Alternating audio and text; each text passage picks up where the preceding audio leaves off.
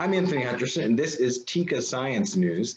We are joined today by someone who is very familiar with TICA, the International Cat Association, very familiar with science. She's made it her life's work and has a few cats that she can discuss with us, both in her home and as part of her occupation. So please welcome Sharon Wilcox. Dr. Wilcox, PhD, it's a pleasure to have you join us. Oh, well, thank you so much for having me. Now, I have to say, I already know you. So this is not a brand new introduction. I met you at a cat show in Austin. Tell me about your experience with cat shows and TICA. Let's see, I believe I got involved with TICA in 2009. I had a chance to acquire my very first pedigreed cat. It was a Bengal named El Tigre. And I actually found Bengals because I was looking for a domestic option that reflected some of the wild cat patterns. Yeah. And so I was very drawn to a Bengal. I think you can probably relate to that, yes. And so the coat on the Bengal really reflected both the jaguar and the ocelot, which are the two species I primarily study. And so through Bengal World, I discovered TICA. And I was able to join the Austin Cat Fanciers. I am still a member of that club. And I started, I believe, with one of their shows. And I got very involved with household pets as well, because that's primarily what I have in my house. So I showed a number of household pets, including one who went all the way to her IW in, I believe, 2014. Wow, well, that's something to be proud of. Congratulations. I have to say I have attended Austin Cat Fancier shows, and I do remember that Harley DeVilbiss and Kay DeVilbiss were very excited to have you join the club, and you were responsible for a swag bag the year that I went to one of their shows, and it was like the swaggiest swag bag ever of cool stuff to get when you go to a cat show. So thank you for that. Oh, thank you. I'm looking forward to when things continue to open up after the worst of COVID is past. I'm looking forward to attending the Austin Cat Fanciers shows again. And I look forward to getting to one of those. Hopefully you'll be there and we can be there in person again. But as cool as that is, the cats that you met at the International Cat Association shows and through TICA aren't the only cats in your life. You just alluded to some that you've studied, and one of them happens to be my favorite species of cat as well, the ocelot. Tell me how you go from liking cats to making it your life's work. I think I've always been a real feline file. I've always loved cats. And when I was in college, undergraduate studies at Mary Washington College in Virginia, I was studying cultural geography for my bachelor's, and I decided that I wanted to study the human dimensions of wildlife conservation. And so at that time, I started to really think about wildlife in new ways. And I was really interested in carnivores in general, and I studied a number of different species here in North America, including grizzly bears. After undergraduate, I got a job at Defenders of Wildlife in Washington, D.C., and I was there 3 years, and they put me on their jaguar conservation team.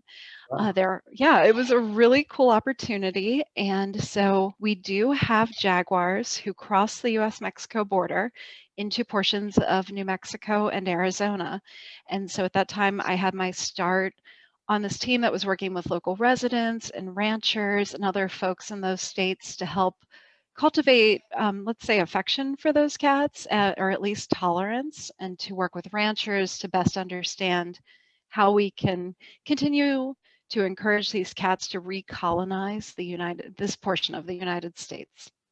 Wow, that's so fascinating. And you have prepared an article which the members and visitors to tica.org will have a chance to read that is now there about my favorite species of cat, the most beautiful cat to ever purr and put 4 paws on the ground, the ocelot, how one of the last remaining populations in the United States is really, really close to TICA, not just because so many of us like spotted roseate cats, but literally the ocelot is close to TICA's executive office. Tell me more.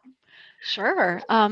So briefly, just to back up, I did my graduate school studies in Texas. So I now am speaking to you from Austin, Texas, of Wow. course.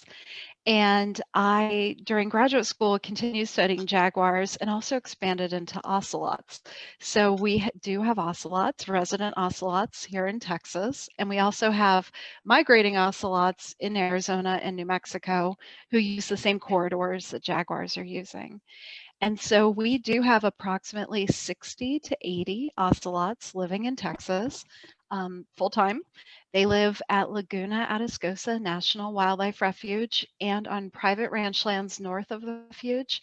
And that wildlife refuge is only 30 miles from Harlingen, from TICA's headquarters. Wow. Isn't that cool? That's really cool. And I started thinking one day, I was like, I just don't know that folks in TICA realize how close these cats are to the heart of our organization. And so I thought to write this short article just to share that information with our membership, as well as some suggestions on how they might become involved in cat conservation, wild cat conservation.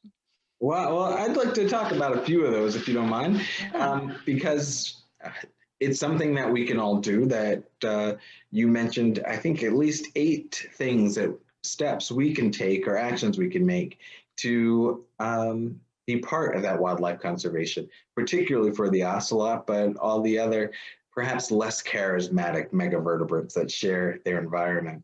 You said be a message amplifier. What does that involve?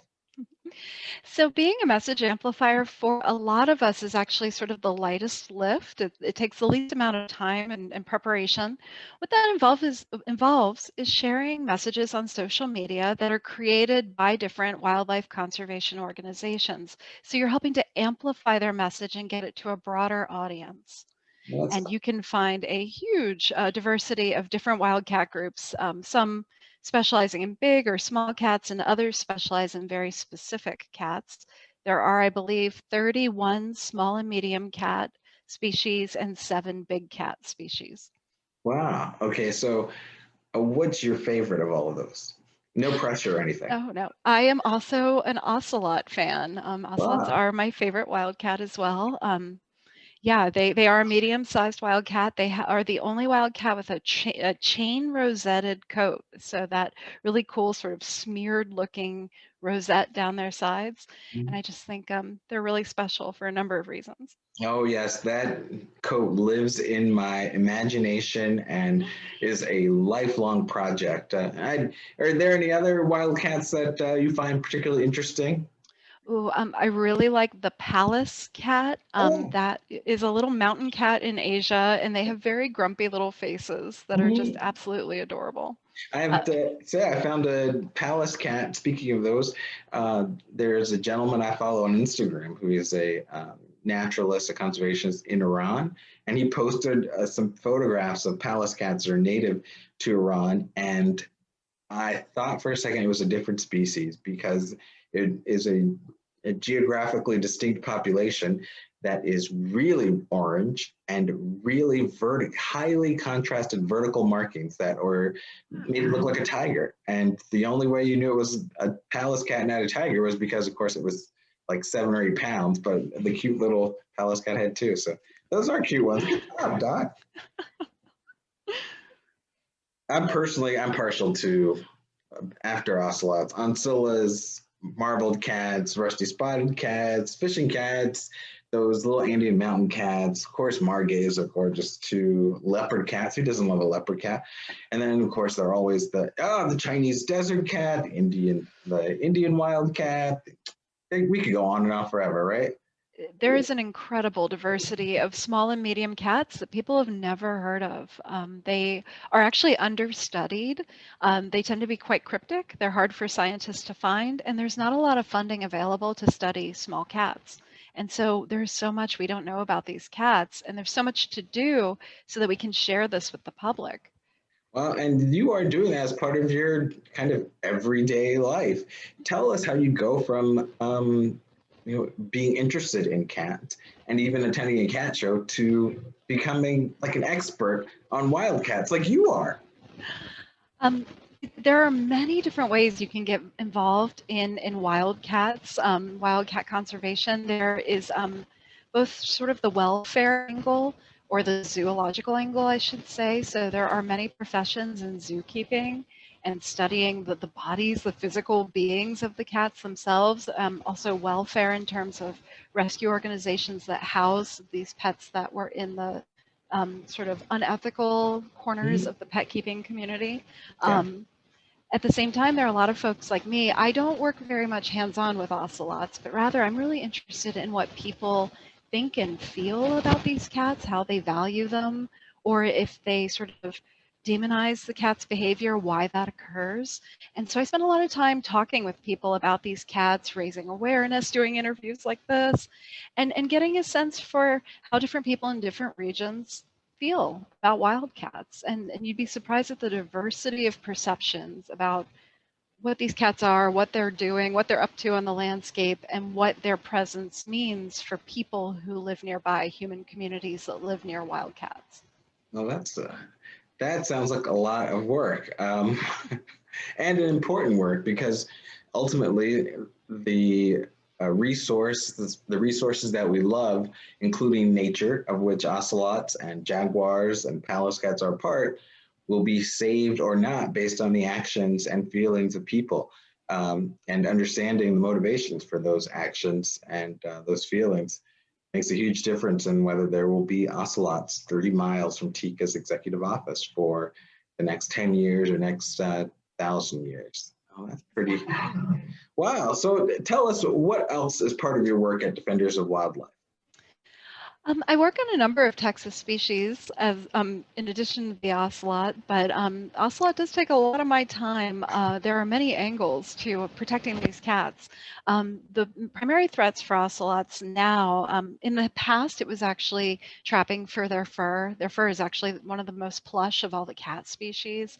Feels incredible, which is sort of an unfortunate thing for the species. So in the 20th century, when fur coats were really popular, ocelots were harvested for their coats. Were also popular pets in different parts of their range, like in Brazil. These days, we see a lot less demand for ocelots as fur coats, ocelots as pets, but I have to they are, interrupt you yeah, because their pee smells horrible. I their mean, pee is the worst. oh God, I love ocelots. They are gorgeous, but that is why I have Bengal cats because once you get a whiff of ocelot pee, you are not going back. Yes, every zookeeper I talk to says they pee more than any cat they've ever seen, and it has the worst smell. I second that. I second that. So Yes, I'm glad that phase of our love of ocelots has moved on. But now yes. we're moving on, and the other things that people can do, or the threats you were saying Oh, before I interrupted. yes. So now these cats live in South Texas, and South Texas is a rapidly growing, urbanizing area. And so the cats, the leading known cause of mortality for ocelots is being hit by cars. Ah, And so, yeah, these are little nocturnal cats, and they dart at night, and people don't even see them coming, and they strike them. And so there's a lot of work underway, partnerships with U.S. Fish and Wildlife Service, Texas Department of Transportation, creating underpasses for the cats, and they are using those now, which is wonderful news. wow. Yeah, and so we also want to raise awareness for folks who live in South Texas and drive those roads to slow down and be aware. A lot of folks down there don't even know they're sharing those landscapes with these cats. So again, raising awareness is so important. Well, I think that's a great thing that we could do uh, as part of the world's largest genetic cat registry, the headquartered in Harlingen, is to let the other folks know that not only can they make their lives more comfortable, warm, and their blood pressure go down if they live with a cat, but just by being aware the cats are sharing their outside environment and supporting efforts like highway underpasses and things that keep the ocelots safe as they go about their daily life. That's a good idea. Yeah, writing to the Department of Transportation, writing to your elected officials and telling them how much you appreciate these efforts matters. Um, these public agencies and elected officials really pay attention to the communications from their constituencies, regardless of political party. So, voice your support for the things you see going right and the things that could be done even better and be a voice for these cats. Wow, good advice. Well, and it's a lot easier on the nose than getting close enough to have to smell ocelot pee. You're right. You're right. They're better appreciated from a distance. How about that? They also appreciate being appreciated from a distance. I second that. I second that. So you suggest that people can affect change in their backyard by doing things like writing their elected officials, but also volunteering. And what are some of the organizations? I think I saw you once at a cat show in Corpus Christi, and you were there. You brought another organization there that works with ocelots. Tell me a little bit about that organization, if you don't mind. Absolutely. That organization is the Friends of Laguna Atascosa National Wildlife Refuge. And full disclosure, I'm also on their board of directors. And we're actually hoping to come back and visit some of the Texas shows in the coming years, Corpus Christi, maybe, in other parts of the state as well, and to have a table set up so we can talk with folks one-on-one about volunteer opportunities, about getting involved. But for now, it's a little tricky volunteering at the moment with COVID, but we often have volunteer days in South Texas. This is an area right near South Padre Island, so it's a lovely area to come visit for like a weekend. Mm-hmm. But we have habitat planting days, trash pickup days. There are a number of ways to engage at that site. But also, especially right now during COVID, people are looking for ways to volunteer that are socially distanced and even remote or virtual. And there are different ways that you can get involved as a citizen scientist. Yeah, so I'm thinking specifically Panthera is another cat organization, wildcat organization, and they have a program called the Camera Catalog. And so as we study wildcats, we have remote camera traps set up that are taking images all of the time, every time there's movement in front of the camera. And we need volunteers who can go through all thousands and thousands of these images, all of these images, looking for signs of cats.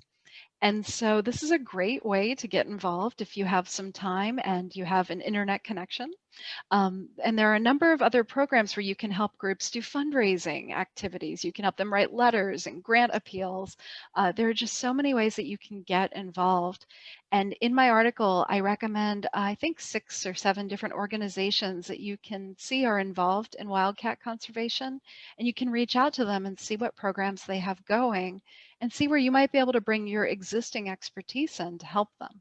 Now that's a great idea. That article is again linked right under here. So click on the link and learn all about the other organizations that Dr. Wilcox has recommended if you're really interested. And she mentioned having a table set up at a cat show that she's going to come try and get back to when the pandemic is over. And if you're putting on a show, you might want to reach out to these organizations or your local zoo and see if they want to raise awareness about the cats that they take care of or the cats that share the environment with folks around at the cat show, because TICA shows are worldwide and there are wildcats on every continent except Antarctica and Australia, right?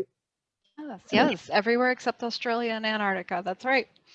Well, super. Are there any parting messages you'd have, especially for a young person who was thinking that the only possibility for a career, if they loved cats, was to be a cat show judge? You're saying there are other possibilities out there? There are infinite possibilities.